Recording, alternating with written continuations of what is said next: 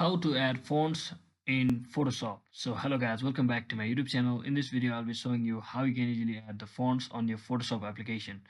So first thing, simply create your sample project on your Photoshop to show you existing fonts and new fonts.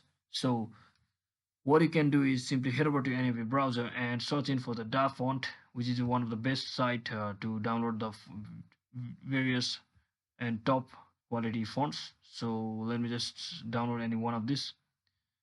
Let me download this one, Smith photo fonts. So simply click on download, and once it gets downloaded, simply open the folder. And what you can do is, if it's in zip file, you can simply extract the file and simply click on this, and you can see install button.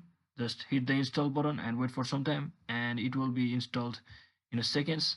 And make sure to remember this font name, that is Smith, and it might depend upon what type of font you have downloaded. Smith, Smess. So let me just remember it and open your sample file.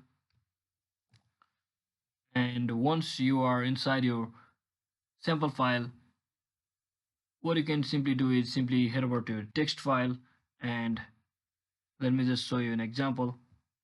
So I want to create a text over here.